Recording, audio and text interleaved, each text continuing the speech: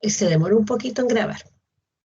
Entonces vamos a hacer un mini resumen de lo que hemos estado trabajando.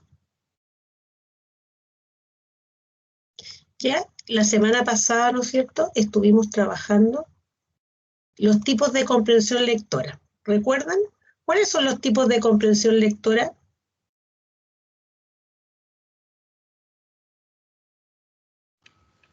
La literal. Claro. ¿Cierto? La inferencial y la crítica. Y la crítica, ¿no es cierto? Eso estuvimos viendo, ahí se están viendo rápidamente vamos a hacer un barrido para recordar. ¿No es cierto? Estuvimos viendo los tipos de comprensión lectora, tenemos la literal, ¿no es cierto?, la inferencial, la crítica, y ¿no es cierto? Cuando nosotros podemos pasar estos tres tipos de comprensión lectora, ¿no es cierto?, se desarrolla lo que es la metacomprensión lectora. ¿Ya? La comprensión lectora, ¿no es cierto?, es obtener el significado literal de lo que está escrito, ¿ya? A su vez, estos procesos de comprensión lectora también tienen algunos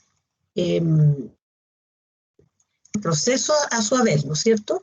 El de la comprensión lectora literal tiene una de las cosas más importantes, el acceso al léxico, ¿no es cierto?, y el análisis.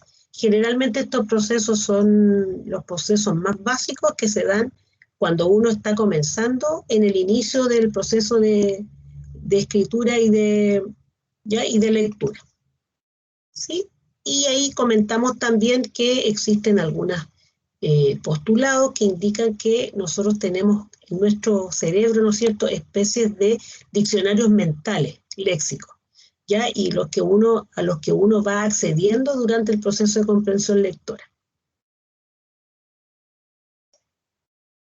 ¿Ya? Y después tenemos la combinación, ¿no es cierto?, de significados de varias palabras en una relación apropiada, que eso sería el análisis. Y recuerdan que ahí vimos un texto, ¿no es cierto?, sobre una fuente donde trabajamos con las preguntas de tipo literal. ¿Ya? Después tenemos la inferencial, que también se le conoce como interpretativa, ¿no es cierto?, y le proporciona al lector una visión mucho más profunda y amplia de lo que está leyendo. ¿Ya? En esta comprensión inferencial, ¿no es cierto?, se debe trabajar, ¿no es cierto?, también, o relacionar las experiencias personales con el conocimiento que uno está obteniendo del texto.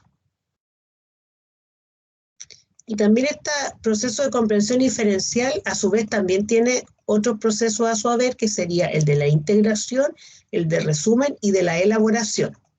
Ya la integración, ¿no es cierto?, es cuando uno es capaz, ¿no es cierto?, de, como lector experto, ¿no es cierto?, de poder trabajar con inferencias pronominales para inferir, ¿no es cierto?, en este caso, el ejemplo del corredor, ¿no es cierto?, para inferir que en la segunda oración se está hablando del corredor.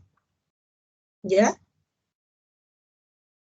Y bueno, también la experiencia previa de que, en este caso, cuando una persona lo persigue a alguien, ¿no es cierto?, uno ¿qué hace? Se trata de apartar o alejar para que no lo pille. Ya, por otro lado, la función del resumen tiene que ver con algunas macroestructuras que se encuentran en los textos y que eso me van a señalar, ¿no es cierto?, cuáles son las ideas principales, ¿no es cierto?, que representan a ese, o la idea central o más importante que va a hacer resumen, va a resumir, ¿no es cierto?, el texto que estoy leyendo. Y esas macroestructuras son por consiguiente, por tanto, en consecuencia, etc. ¿Ya? Y después tenemos la elaboración, que es cuando uno está leyendo un texto, el texto aporta, ¿no es cierto?, hace un aporte y también el lector también le está haciendo otro aporte.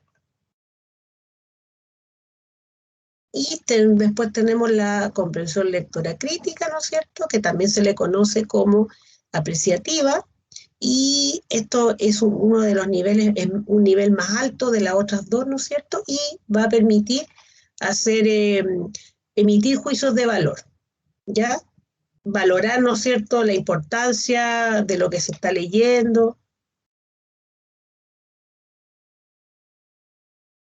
Y finalmente tenemos la metacomprensión lectora, que se conoce también como, o sea, que es la metacognición, ya en el ámbito de la lectura se le conoce como metacomprensión. Y no es otra cosa que tomar conciencia, ¿no es cierto?, de lo que se está leyendo también y tomar conciencia también si estamos leyendo bien o mal, ¿ya? Entonces dice que en la medida, ¿no es cierto?, que el lector pueda controlar, es decir, el análisis, el recordar, el reconocer, darse cuenta de cuáles son las fuentes de error, va a poder aplicar estrategias, ¿no es cierto?, y le van a permitir desarrollar esta habilidad de metacomprensión lectora. Entonces se van a dar cuenta dónde y cómo y por qué se ha producido la incomprensión de la lectura. ¿Sí? Vimos algunos teóricos, ¿ya? Y me indica como finalmente, ¿no es cierto?, que la metacomprensión lectora entonces consiste en instruir al alumnado para que en las distintas fases de la lectura, antes de iniciarla, durante la misma y al terminarla, se autoformule preguntas, ¿no es cierto?, y que le permita responderlas para tomar conciencia de las estrategias metacomprensivas que utiliza. Y estas estrategias metacomprensiva, ¿no es cierto?, se desarrollan antes de la lectura, durante y después de la lectura. ¿Sí? Entonces, predecir, autocuestionarse, antes, visualizar, clarificar, durante, hacer conexiones y evaluar al final. ¿Van bien? Sí, profe. Ya. Todo bien. Sí, Después continuamos. Perdón. Trabajando con las habilidades del proceso lector. ¿Sí? O las habilidades metacomprensivas, ¿no es cierto? Y dentro de esas habilidades, ¿no es cierto?, que se desarrollan antes, durante y después, encontramos, ¿no es cierto?, que establecer un propósito para leer, o sea, cualquier texto que uno va a tomar tiene que tener un propósito. Eso nos va a ayudar también a tener mucha más claridad en lo que se va a leer. Activar el conocimiento previo, que significa preguntarse qué es lo que conoce o qué sabe de lo que va a leer, ¿no es cierto?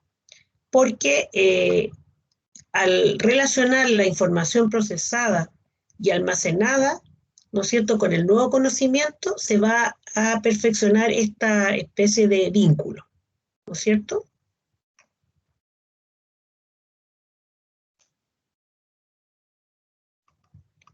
Después tenemos el predecir, que es anticiparse, ¿no es cierto?, o señalar lo que pudiese ocurrir ante una situación o un acontecimiento dado. Y ahí vimos el tema del clonador. ¿Se acuerdan? Después, hacer preguntas, ya que de repente hacer preguntas es más estimulante, o sea, perdón, responder las preguntas es más estimulante a veces que hacer las preguntas, o al revés, ¿ya? Entonces las preguntas pueden hacerse antes o durante la lectura. Y ahí hablamos de las preguntas convergentes, divergentes y evaluativas, ¿no es cierto? Las convergentes son las preguntas que tienen una sola respuesta, ¿ya? Y ahí están los interrogativos que uno utiliza para hacer preguntas convergentes, ¿no es cierto? ¿Qué, quién, dónde, cuándo, cómo, por qué? Y estas siempre van a tener una sola respuesta. Las preguntas divergentes, que son las preguntas de tipo más creativa, y que siempre van a tener una o más respuestas, ¿ya? Va a depender mucho de la experiencia que tenga el lector, ¿cierto? Hay de predicción, qué piensas que ocurriría, de defensa, de causa-efecto, de creatividad, cómo harías qué, de opinión, qué opinas sobre, de juicio, de diagnóstico o de deseo. Después tenemos el automonitoreo, ¿no es cierto?, de darse cuenta de cuál es el grado de comprensión y saber cuando un texto, ¿no es cierto?, a lo mejor no está calzando con lo que uno cree. Después tenemos la autocorrección, cuando el lector es capaz de darse cuenta cuáles son sus errores, ¿no es cierto? Después está la clarificación, que consiste en explicar los aspectos que son confusos, quizás porque el vocabulario no es conocido, porque a lo mejor hay conceptos que no están bien desarrollados. Y nosotros aquí en tratar de explicar o de clarificar, podemos hacer una relectura o discutir con pares o profesores y consultar otras fuentes de referencia. Después tenemos la inferencia, ¿no es cierto?, que es entender algo de un texto que no está escrito, sino que se va a deducir por la información que nos esté dando ese texto. Después tenemos visualizar, en crear ciertas imágenes mentales o representaciones del contenido del texto. Después el apoyo de pares, ¿no es cierto?, que pueden, cuando están leyendo, se pueden, ¿no es cierto?, tomar turnos de lectura para que cada uno de los lectores, ¿no es cierto?, puedan hacer su aporte, ya poder compartir también, discutir, compartir cuáles son las inferencias, las interpretaciones. Esto nos va a permitir mayor comprensión y entender más lo que nos está indicando un texto. Discusión, ¿no es cierto?, que es conversar el tema con otras personas que también lo hayan leído, con el propósito de entenderlo mejor. Resumir, capacidad de leer y escuchar un texto y luego condensarlo mediante la producción de un texto escrito u oral que contenga las ideas principales y detalles o hechos de soporte que sean relevantes. Y indicamos algunas formas de cómo hacer el resumen: hacerse uno mismo una pregunta, expresar las ideas con sus propias palabras, usando oraciones completas, usar organizadores gráficos, mapas mentales o esquemas como ayuda para resumir el texto. Eso lo vamos a ver a continuación. ¿Sí? De evaluación, evaluar, ¿no es cierto?, autoevaluar el grado de comprensión alcanzado y tomar decisiones con respecto a si se cumplieron los objetivos sobre la lectura y tomar decisiones sobre qué hacer, ¿no es cierto? Después tenemos leer para aprender, que es reproducir la información versus usar la información aprendida. La idea es que uno pueda utilizar la información que aprende, ¿no es cierto?, y aplicarla a nuevos contextos. Y eso se conoce como transferencia. Después vimos las características, ¿no es cierto?, de la lectura crítica, que es cuando el lector se distancia del texto, ¿no es cierto?, y es capaz de preguntarse por el autor, cuáles son sus puntos de vista, reconocer los enfoques, tomar conciencia de sus capacidades como lector. ¿Sí? Ya. Y eso lo que estamos haciendo es como recordarlo la semana pasada, ¿sí? Y después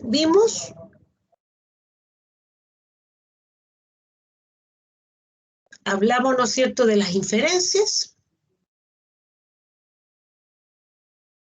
¿ya? Inferencia y estrategia, bueno, recordando que es la comprensión lectora, que es un proceso, ¿no es cierto?, de a través del cual un lector elabora un significado en la interacción con el texto, ¿no es cierto?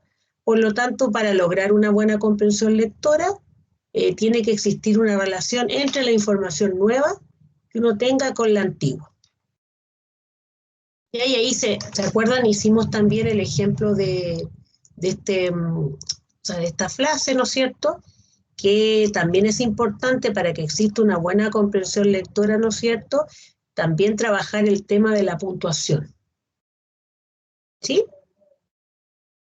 Yo cuando estuve revisando los glosarios, igual me doy cuenta que hay algunos que como que están un poquito olvidados con respecto a las reglas de puntuación. Así que igual voy a subir un documento a plataforma para que puedan revisarlo y recordarlo. Porque la mayoría, o sea, en el colegio a uno nos enseñan cómo trabajar los temas de puntuación, pero uno después como que se olvida. Y la idea de eso es que uno lo utilice para que cuando empezamos después a trabajar el tema de la producción de texto es fundamental. ¿Sí? Bueno, ahí vemos los elementos que son fundamentales para la comprensión lectora, ¿no es cierto? Información previa de vocabulario, la configuración de ciertos procesos y habilidades y la correlación entre la lectura y la escritura. ¿Ya? Ahí vimos inferencia, ¿no es cierto? Que es el análisis de la información para poder deducir aspectos o información que no está dicha en el texto. ¿Ya? Ahí vimos un ejemplo, después vimos la clasificación de las inferencias, hicimos unos ejercicios, ¿no es cierto? Y después recordamos, ¿no es cierto?, las estrategias de metacomprensión lectora, que las vimos en el documento anterior. ¿Sí? Y finalmente,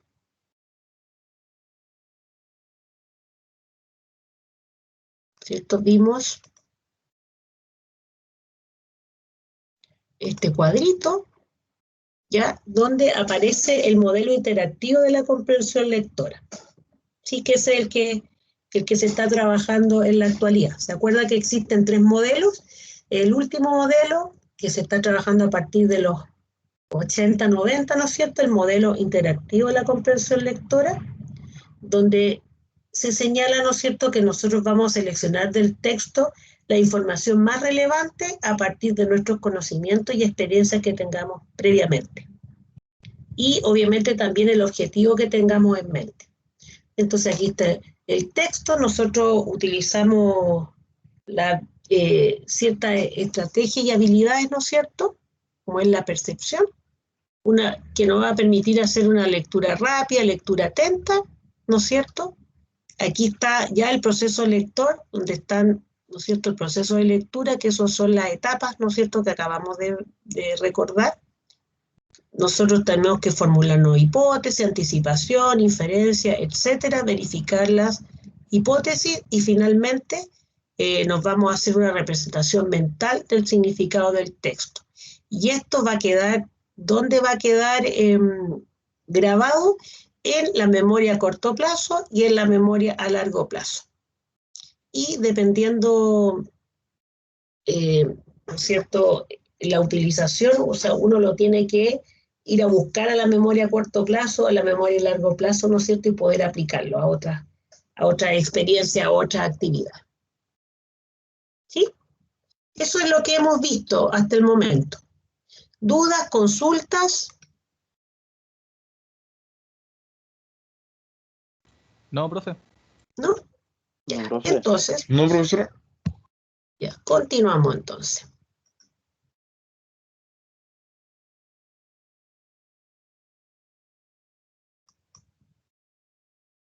Ahora vamos a trabajar con algunas técnicas de lectura. ¿Quién me podría indicar si conocen algunas técnicas de lectura o si alguien utiliza, si han oído hablar o no han oído hablar? ¿Qué me pueden decir de las técnicas de lectura?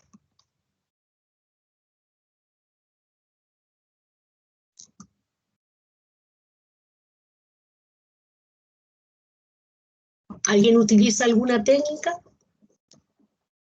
¿O nunca habían escuchado de qué son las técnicas? ¿El subrayado contaría como una técnica de lectura?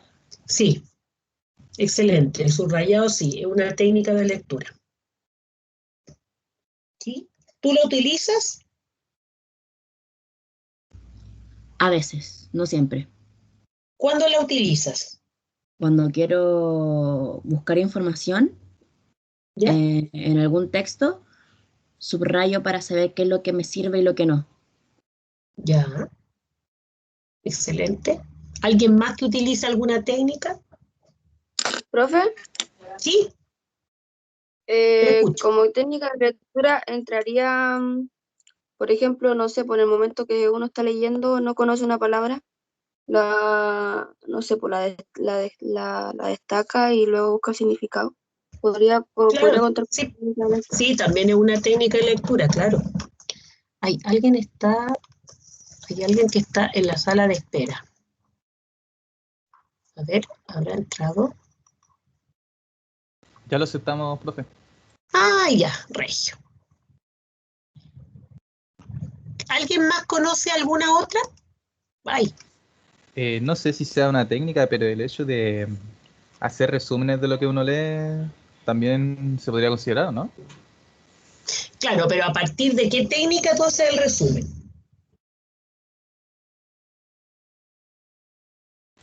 Y ahí sí me ¿Sí? pilló. Claro.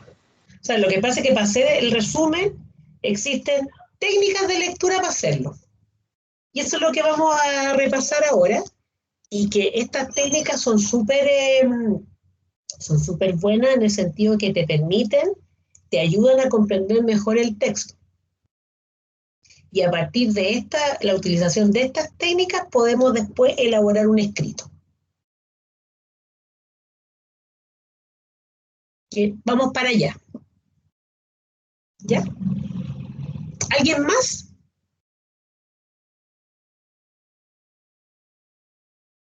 Entonces, las técnicas de lectura. ¿Qué son estas técnicas? Son pasos sistematizados para lograr la comprensión lectora. Profe, no se está viendo. Profesor, Se salió. Que se sale a cada rato. Gracias. Dice, como que está compartiendo y no comparte.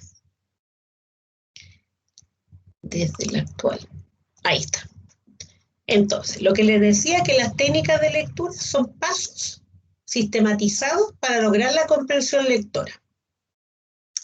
Son adaptables a las situaciones que se presenten y dentro de estas técnicas nosotros podemos encontrar el subrayado, notas al margen y la esquematización.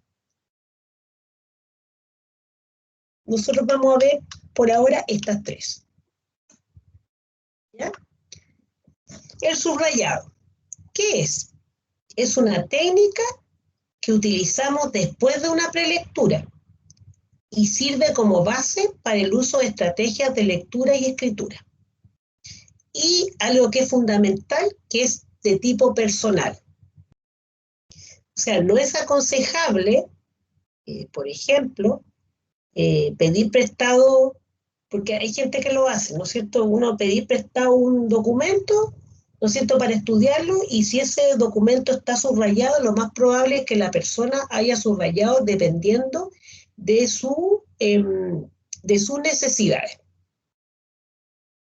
Ya, por eso es personal. ¿Ya? Ahora, ¿cuál es el objetivo de subrayar? ¿Ya? La idea es poder subrayar las ideas principales, ¿no es cierto? O resaltar lo más importante del texto, que pueden ser frases, palabras claves, y estas nos van a permitir facilitar el estudio de lo que nosotros queremos, de lo que nosotros estamos leyendo, ¿no es cierto? ¿Y de qué depende del uso? Alguien lo dijo por ahí, ¿no es cierto? Que va a depender de los intereses y del propósito que uno tenga en un determinado momento. ¿Sí? ¿Me sigue? sí, profe. Sí, profe. Ya. Otros usos.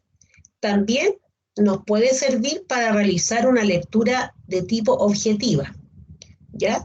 Es decir, una lectura que nos permita revisar la estructura del texto, localizar la tesis que el autor plantea y los argumentos con los que la apoya. O sea, es un aspecto personal, pero también podemos hacerlo objetivo, ¿no es cierto?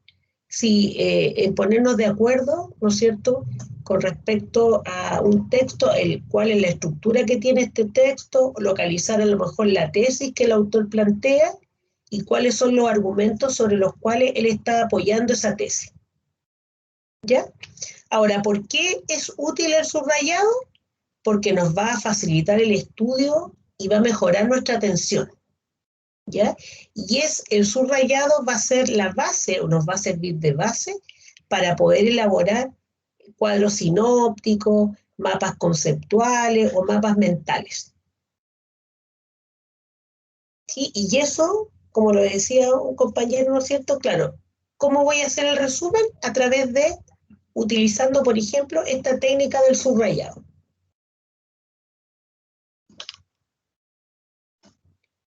Ahora, es importante siempre, ¿no es cierto?, que nosotros, o sea, al realizar el subrayado, nosotros no tenemos que hacerlo, o sea, tomar un libro y empezar a subrayar de inmediato, ¿ya?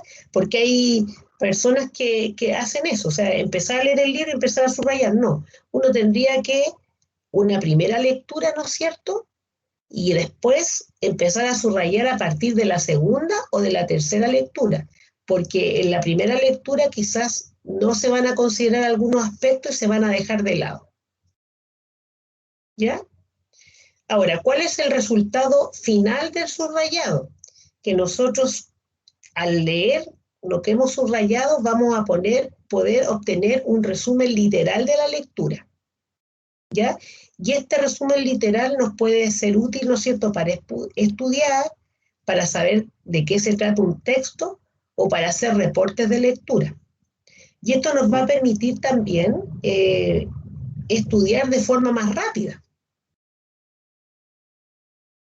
¿Sí? Yo recuerdo una experiencia personal, cuando yo era chica, debo haber estado como en cuarto básico estaba. Y bueno, en cuarto básico, yo recuerdo que, bueno, las mamás en esa época me decían, no, cuarto básico tienes que hacerlo bien, porque después viene quinto básico, y quinto básico es más complicado porque tienes profesores, no tienes una profesora generalista, sino que tienes diferentes profesores, y todos los profesores enseñan diferente. Y yo recuerdo que empecé a darme cuenta que me daban el cuarto básico, no estaba en quinto en realidad, sí. Me pedían estudiar y yo me acuerdo que me daba cuenta que era mucho más materia que cuando estaba en cuarto o tercero, que era como mucho más fácil. Yo me daba cuenta que era más fácil estudiar porque era menos materia. Y en quinto básico era más materia. Entonces yo empezaba a leerme los libros y yo empezaba a tratar de memorizarlo completo. ¿Ya? Y me acuerdo que le comenté a mi mamá que yo tenía problemas en mi cabeza porque yo no podía memorizar un libro completo. O sea, pensando de que el estudiar implicaba leerse un libro completo y aprendérselo de memoria de punta a cabo. Porque claro, cuando estaba en cuarto o tercero, generalmente, bueno, en mi caso yo estudiaba con mi mamá, entonces como que mi mamá me iba ayudando.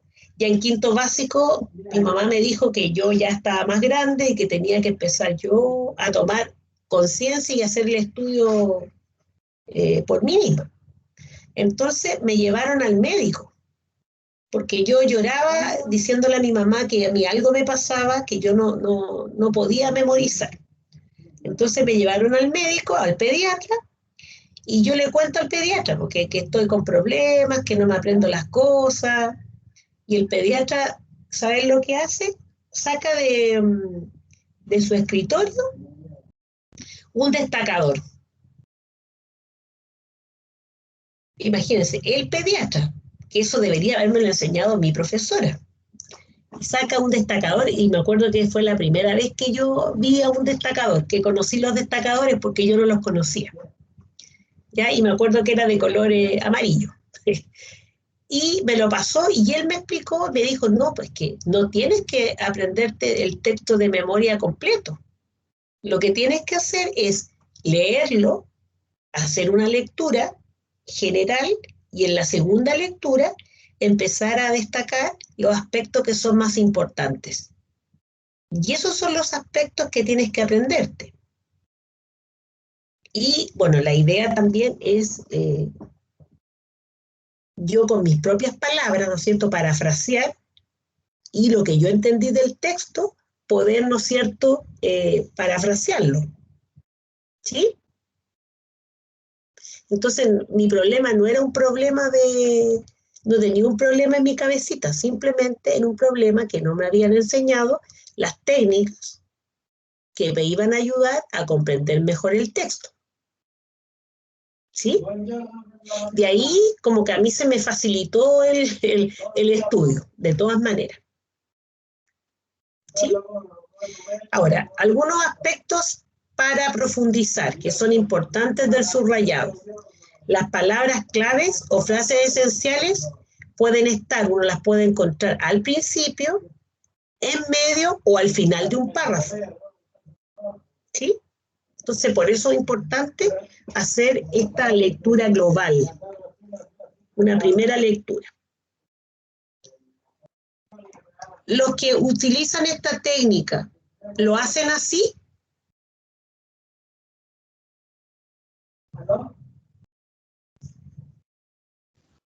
No, profe. ¿No? ¿Cómo lo hacen? Yo iba leyendo y iba subrayando al tiro lo que para mí era importante. No leía antes y después lo volví a leer para subrayar. Claro. No, es importante porque en esa primera lectura, o sea, si tú haces la lectura y subrayas de inmediato, a lo mejor hay aspectos que vas a perder de vista. Porque uno, o sea, generalmente uno con la primera lectura es como un barrido, un barrido preliminar. Pero después, con la segunda lectura, uno ya empieza a encontrar otras cosas que a lo mejor en la primera lectura no la vio. Lo mismo pasa, por ejemplo, con las películas.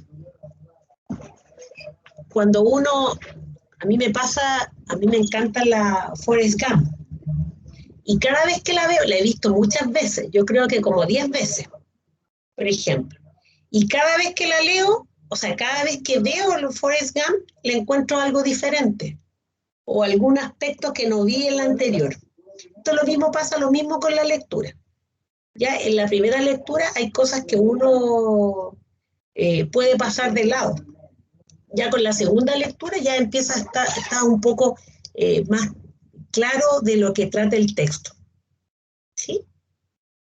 Bueno, entonces otro aspecto importante que es para profundizar, ¿no es cierto?, que las palabras clave o frases esenciales pueden estar al principio, en medio o al final del párrafo. ¿Ya? ¿Cómo se debe subrayar? Se puede utilizar colores, ¿no es cierto? Hay gente que lo hace con lápices de colores, otros lo hacen con destacadores, ¿no es cierto? Y se sugiere, ¿no es cierto?, un color para las ideas principales y otro distinto para la idea secundaria. Ahora, en caso uno no siempre puede subrayar, ¿no es cierto?, con colores. Si a lo mejor es un libro de una biblioteca, quizás no se pueda, ¿no es cierto? Entonces ahí también podríamos utilizar, por ejemplo, el lapigrafito que se pueda borrar. ¿Ya? Pero eso va a depender, en el fondo, del texto, ¿no es cierto? Si es de uno, si no es de uno, etc. ¿Ya? ¿Cuándo se debe subrayar?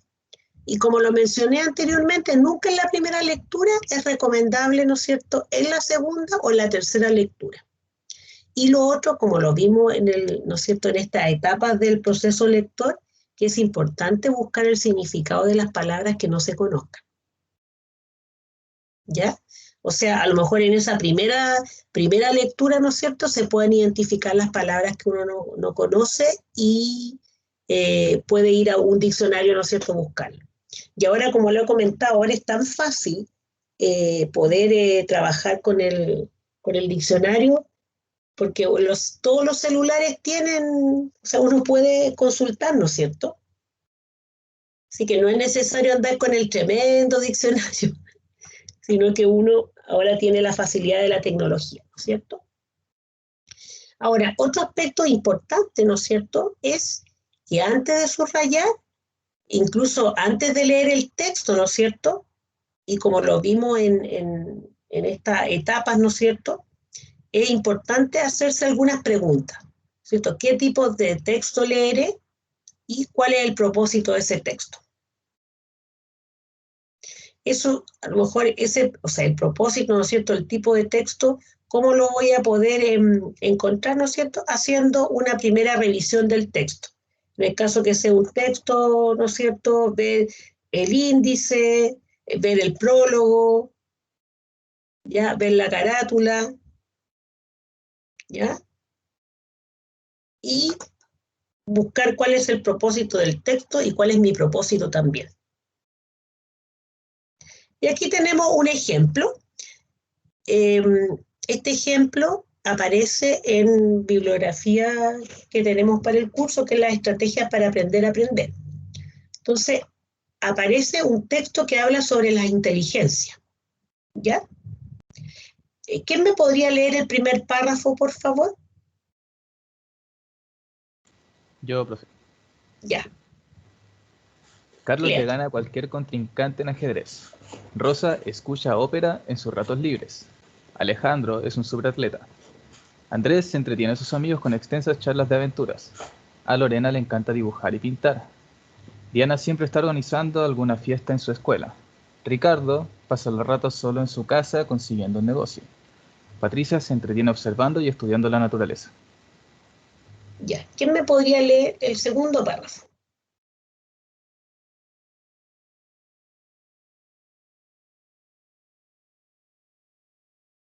Yo Yo, sí lo leo, profe. profe. Ah, ya. Ya, ¿Quién? ¿Voy yo o tú? ¿Tú voy a leer el tercero, no? ya. Excelente. Ya, Muy bien. ya, voy. Aunque una prueba típica de inteligencia no lo mostraría, todos estos jóvenes son inteligentes. Cada uno presenta una particular fortaleza. En una de las 8 clases de inteligencia que, naturalmente, todos en mayor o menor medida, cabe destacar que ninguna es más importante que otra. Desde que se inventaron las pruebas de inteligencia hace casi 100 años, hemos concebido a la inteligencia como algo con lo que se nace y que no cambia mucho a lo largo de la vida. Ahora sabemos que esto es un error. Armstrong 2004. Siguiente párrafo. El psicólogo Howard Gardner, junto con su equipo de la Universidad de Harvard, han identificado 8 clases de inteligencia que son lógico-matemática, musical, corporal, kinestésica, lingüística, espacial, interpersonal, intrapersonal y naturalista. Este nuevo modelo ha sido aclamado en el mundo entero como una de las teorías más innovadoras del aprendizaje y de la inteligencia que se hayan desarrollado en el siglo pasado. Peña, Castillo e Hinojosa, 2010. Ya. Si ustedes se dan cuenta, en la primera lectura igual hubo algunos errores, ¿sí? Como por ejemplo, cuando estaba leyendo, cada uno presenta una particular fortaleza y ahí como que hiciste como como que te detuviste y ahí no hay una coma, ¿ya? Y de repente en otra como que pasaron de largo. O sea, por eso digo que es importante, ¿no es cierto?, un párrafo o un texto, leerlo una vez, ¿no es cierto? En esta primera vez lo que tendríamos que hacer es ver si hay algún vocabulario que no entiendo, ¿no es cierto? Y después volver a leerlo nuevamente, ¿sí? ¿Podría leerlo nuevamente los mismos que leyeron? El párrafo 1. Ya, profe. Carlos le gana a cualquier contrincante en ajedrez. Rosa escucha ópera en sus ratos libres. Alejandro es un superatleta. Andrés entretiene a sus amigos con extensas charlas de aventuras. A Lorena le encanta dibujar y pintar. Diana siempre está organizando alguna fiesta en su escuela. Ricardo pasa los ratos solo en casa consiguiendo un negocio. Patricia se entretiene observando y estudiando la naturaleza. Segundo párrafo. El mismo compañero que leyó. Voy. Aunque una prueba típica de inteligencia no lo mostraría, todos estos jóvenes son inteligentes. Cada uno presenta una particular fortaleza en una de las 8 clases de inteligencia que, naturalmente, todos tenemos en mayor o menor medida. Cabe destacar que ninguna es más importante que otra. Desde que se inventaron las pruebas de inteligencia hace casi 100 años, hemos concebido a la inteligencia como algo con lo que se nace y que no cambia mucho a lo largo de la vida. Ahora sabemos que esto es un error. El tercer párrafo. El psicólogo Howard Gardner, junto con su equipo en la Universidad de Harvard, han identificado 8 clases de inteligencia que son lógico-matemática, musical, corporal kinestésica, lingüística, espacial, interpersonal, intrapersonal y naturalista. Este nuevo modelo ha sido aclamado en el mundo entero como una de las teorías más innovadoras del aprendizaje y de la inteligencia que se habían desarrollado en el siglo pasado. Peña, Castillo e Hinojosa, 2010. Ven, en la segunda lectura ya leyeron mejor, ¿no es cierto? Porque es lo mismo cuando uno maneja, ¿no es cierto? Uno siempre maneja por las mismas calles, entonces se sabe el tráfico, entonces sabe dónde está, ¿no es cierto?, el signo pare, dónde está el semáforo, ¿sí? Pero si yo voy por una calle por primera vez, tengo que ir despacito, ¿no es cierto? Ir como mirando, visualizando, mirando con todo mi sentido, porque lo más probable es que si me sale, ¿no es cierto?, un disco pare o algo que no conozca, podría chocar, ¿no es cierto? Esto es lo mismo. O sea, en la primera lectura uno como que lo hace con un poco de timidez porque no sabe con qué se va a encontrar. Y en la segunda lectura uno lee mucho mejor porque sabe dónde están los puntos, dónde están las comas, ¿no es cierto? Y le queda más claro. Ahora, con estos 3 párrafos, la persona que marcó, ¿no es cierto?, este texto, marcó, en el primer párrafo no marcó nada, ¿ya? En el segundo párrafo, lo que marcó fue, desde que se inventaron las pruebas de inteligencia, hace casi 100 años, hemos concebido la inteligencia como algo con lo que se nace y que no cambia mucho a lo largo de la vida. Ahora sabemos que esto es un error, ¿ya? No marcó en el primer párrafo y tampoco en el segundo, ¿no es cierto? Y el párrafo 2, la primera frase, es como que está haciendo una síntesis del párrafo 1, ¿no es cierto? Dice, aunque una prueba típica de inteligencia no lo mostraría, todos estos jóvenes son inteligentes. Cada uno presenta una particular fortaleza en una de las 8 clases de inteligencia que, naturalmente, todos tenemos en mayor o menor medida. ¿Ya? Entonces, ¿qué pusieron aquí como importante? Es, desde que se inventaron las pruebas de inteligencia, hace casi 100 años, hemos concebido la inteligencia como algo con lo que se nace y que no cambia mucho a lo largo de la vida. Ahora sabemos que esto es un error. En el tercer párrafo, ¿qué se marcó? El psicólogo Hogarth Gardner junto con su equipo han identificado 8 clases de inteligencia que son lógico-matemática, musical, corporal, kinestésica, lingüística, espacial, interpersonal, intrapersonal y naturalista. ¿Ya? Ahora, en mi caso, yo habría marcado también en la Universidad de Harvard. ¿Sí? Por eso digo que también depende de los objetivos que uno tenga y para cada lector igual las palabras subrayadas algunas veces cambian. Yo le habría agregado en la Universidad de Harvard. Entonces, ¿quién podría leer el subrayado del párrafo 2? ¿Solo el subrayado del párrafo 2?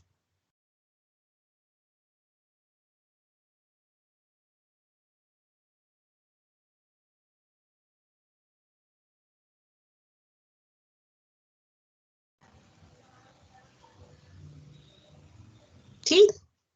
Que alguien lea solo los subrayados del párrafo 2. No se ve, profe. Profe, no Dejó se de ve. compartir. Dejó de compartir.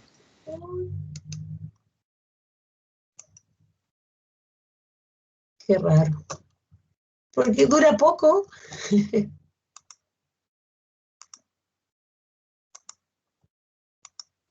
Dice compartir contenido y se borra.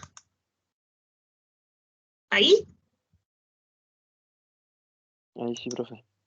Ahí sí. Ya, entonces, leer solamente los subrayados del párrafo 2. Yo puedo leer. Ya. Desde que se inventaron las pruebas de inteligencia, hemos concebido a la inteligencia como algo con lo que se nace y que no cambia mucho a lo largo de la vida. Ahora sabemos que esto es un error. El párrafo 3 lo que está subrayado.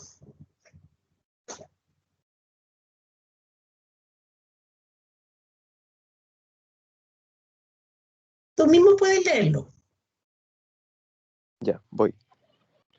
Howard Gardner, junto con su equipo, han identificado 8 clases de inteligencia que son lógico-matemática, musical, corporal kinestésica, lingüística, espacial, interpersonal, intrapersonal y naturalista. Muy bien. De todo lo que hemos leído, ¿qué me podrían parafrasear con sus palabras?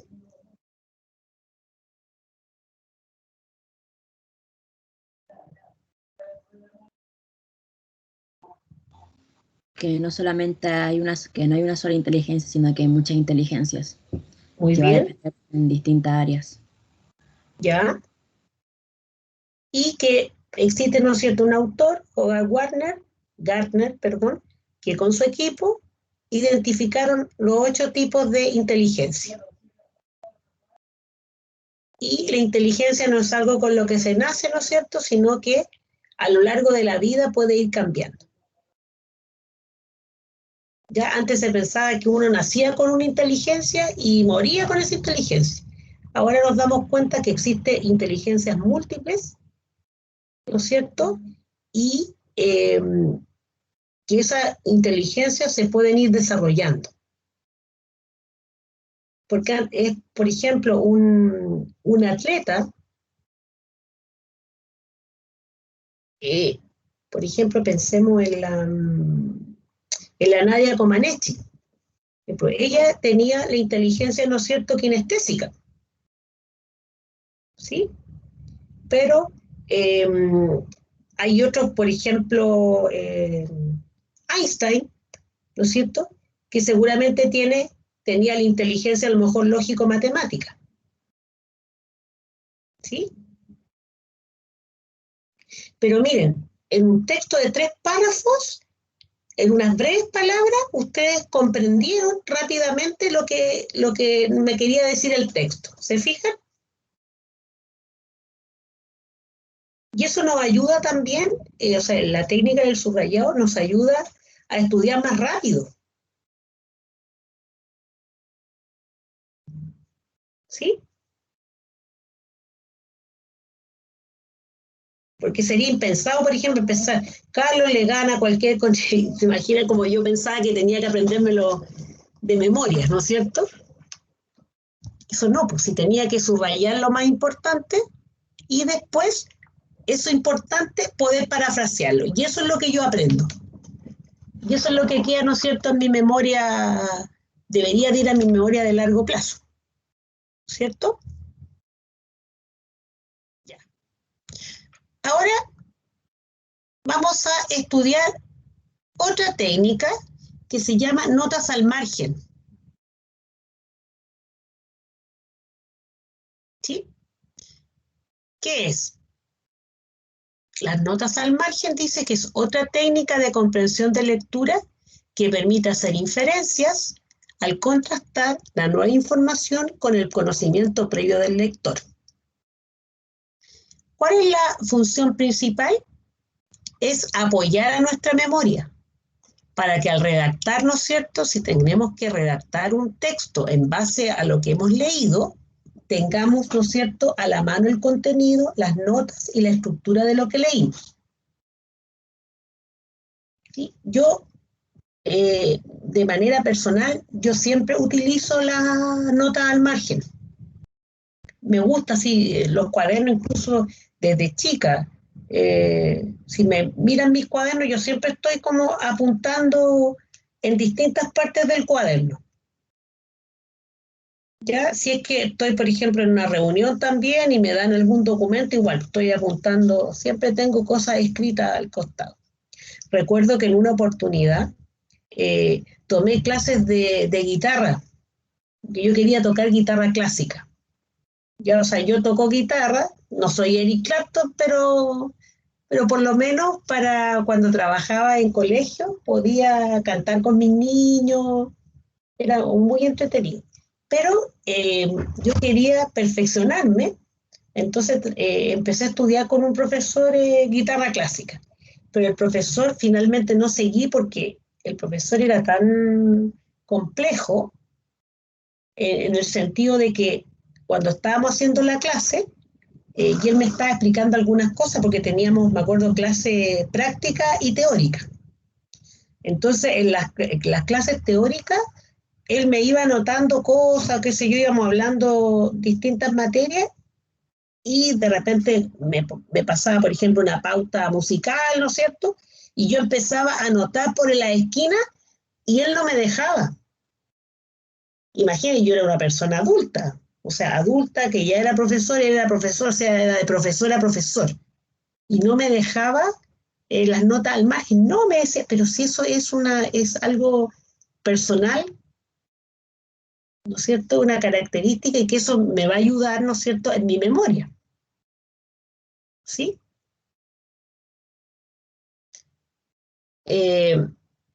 ¿Y cuál es la función principal entonces de las notas al margen? Es apoyar a nuestra memoria, ¿no es cierto?, para que al redactar tengamos a mano el contenido, las notas y la estructura de lo que vamos a leer.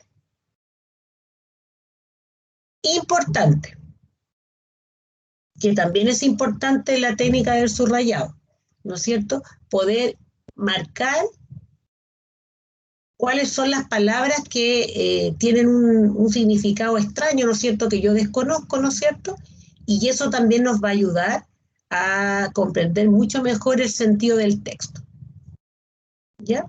¿Quién utiliza esta técnica? ¿Alguno de ustedes la utiliza? O que me comenten si alguna vez la habían escuchado o primera vez. Yo sí la había escuchado, profe, pero no soy mucho de ocuparla, la verdad. Ya.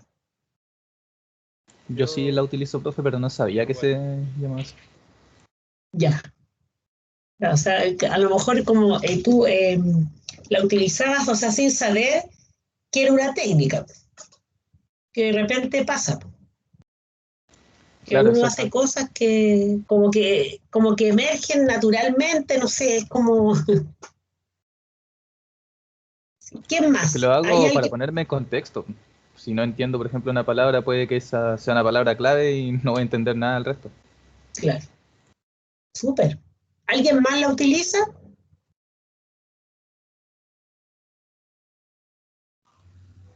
Muy poco. Más la uso Yo, cuando, perdón, cuando hay una palabra que no entiendo y anoto el significado como al ladito, Ya. en los lados que quedan.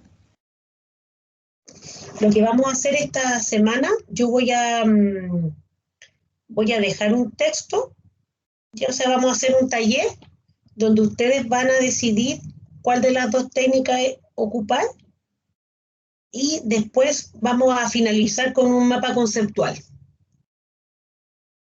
Porque esta técnica, o sea, la del subrayado y las notas al margen, nos pueden ayudar, ¿no es cierto?, a trabajar los mapas conceptuales. ¿Sí? Entonces, vamos a hacer como un ejercicio para que puedan poner en práctica cualquiera de las dos técnicas. La idea es que, o sea, una vez que las desarrollen, ¿no es cierto?, las aprendan, las puedan utilizar, ya para su estudio.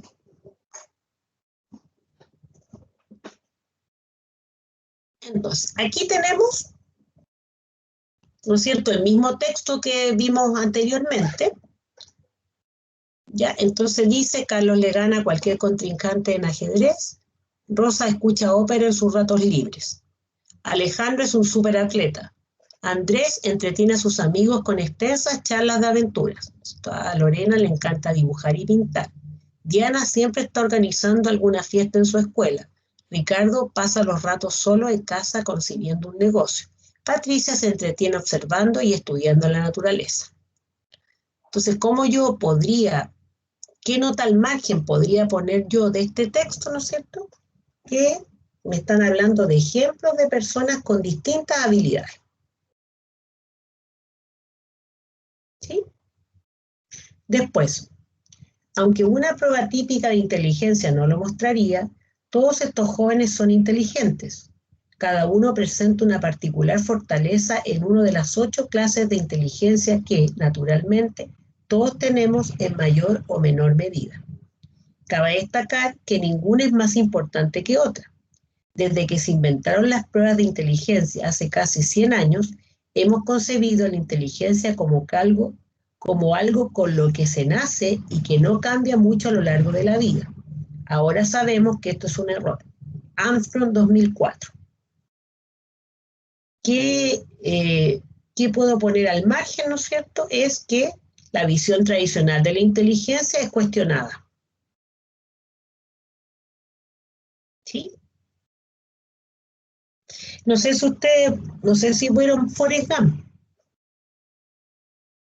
pero ahí es como una oda en realidad a la simpleza, pero ahí se demuestra, ¿no es cierto?, que una persona que tenía, o sea, supuestamente un coeficiente intelectual bajo, o sea, a lo mejor que estaba al borde, ¿no es cierto?, pudo hacer un montón de cosas, ¿sí? ¿Y por qué lo hacía? Porque tenía una persona que lo inspiraba, y esta era su madre, ¿no es cierto?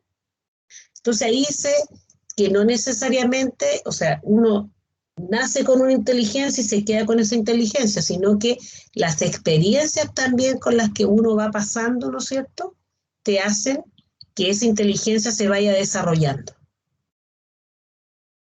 Por ejemplo, no sé si ustedes han escuchado, pero dicen que Einstein era súper malo en el colegio, le iba muy mal en las matemáticas.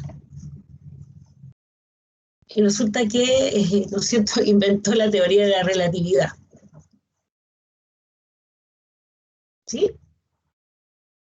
Y lo otro que también ahora porque antiguamente era, por ejemplo, la persona que era buena para los deportes, así como que lo miraban así como, bueno para los deportes, así como es flojito. Pero no, porque ahora se demuestra que hay distintas inteligencias, ¿no es cierto?, y que esas inteligencias se pueden ir desarrollando y esas inteligencias también pueden ser complementarias. Y lo que yo les comentaba, ¿no es cierto?, que yo hacía en mis clases, que ponía dentro del grupo niños con distintas características. ¿Sí? Y el otro párrafo, ¿no es cierto?, dice, el psicólogo Hogarth Gardner, junto con su equipo en la Universidad de Harvard, han identificado 8 clases de inteligencia que son lógico-matemática, musical, corporal, kinestésica, lingüística, espacial, interpersonal, intrapersonal y naturalista. Este nuevo modelo ha sido aclamado en el mundo entero como una de las teorías más innovadoras del aprendizaje y de la inteligencia que se hayan desarrollado en el siglo pasado. Eso ¿no es cierto? Al margen yo puedo poner que el psicólogo Hogarth Gardner identifica los 8 tipos de inteligencia.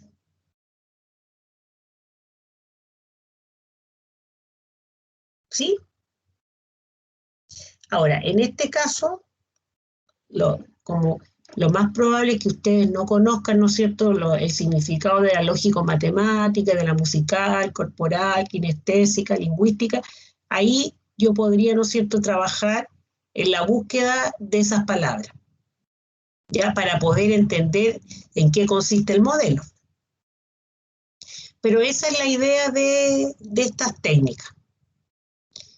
Y si ustedes se fijan, nosotros podríamos, a partir de estas, ¿no es cierto?, frases que yo he marcado, yo puedo elaborar un texto. ¿Sí?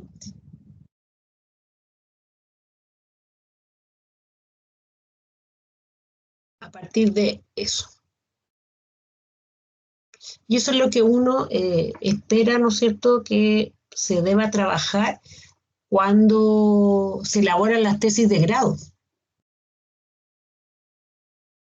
¿Sí? Pues las tesis de grado, esa es la idea, o sea, sacar la información que es más importante y obviamente que hay información que tiene que ser citada. ¿Ya? Pero a partir de esto se puede elaborar textos. O resumen, ¿no es cierto?, síntesis de lo que tratan los textos. ¿Qué les parece? ¿Dudas, opiniones, consultas, impresiones?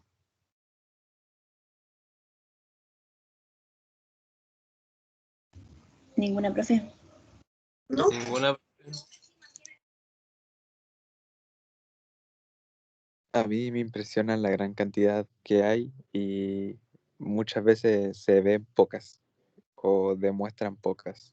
Por ejemplo, yo la que más uso es releer solamente porque es como la que más me acomoda. Y en el colegio o cuando era niño, estas cosas no me las enseñaban. Claro. Y son Entonces tuve que buscar mi importantes, método yo solo. claro. Y esto es importante, o sea, esto la verdad es que debería, son estrategias y métodos de estudio, deberían de enseñarse. Pero a veces por distintas razones, a veces se le da importancia a otras cosas y se deja de lado estos aspectos que son relevantes. Y esto también puede determinar, ¿cierto?, que una persona, por ejemplo, decida continuar o no con sus estudios. ¿Sí? Y a lo mejor, y es tan fácil como trabajar el tema del subrayado, ¿no es cierto? O el tema de... Ahora, hay carreras que, por ejemplo, la carrera de Derecho. La carrera de Derecho tú te tienes que aprender artículos de memoria. Pero, por ejemplo, para aprenderte los artículos de memoria hay técnicas. Porque los artículos tienen cierta estructura. ¿Ya? Entonces no es aprendérsela así por así nomás, sino que los artículos tienen una estructura y esas estructuras, esas como palabras claves te van a ayudar a aprendértelo. Pero eso es mientras se estudia, porque en realidad, por ejemplo, la carrera de Derecho, o sea, van avanzando, van saliendo nuevas normativas, entonces obviamente que los abogados tienen que tener más o menos una información o sea, general de lo que dice cada artículo, ¿no es cierto? Pero imposible, no se podrían aprender todo de memoria.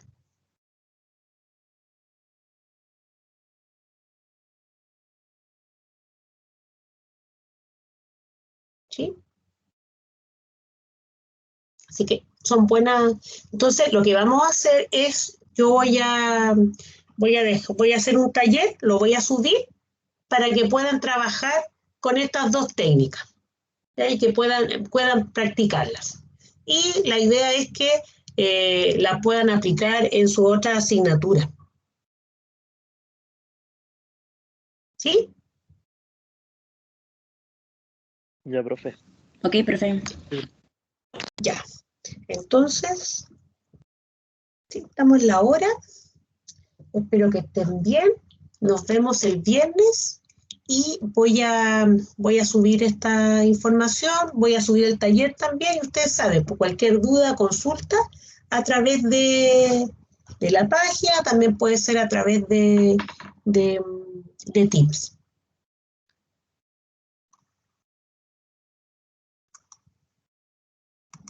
Un abrazo y que tengan una bonita semana.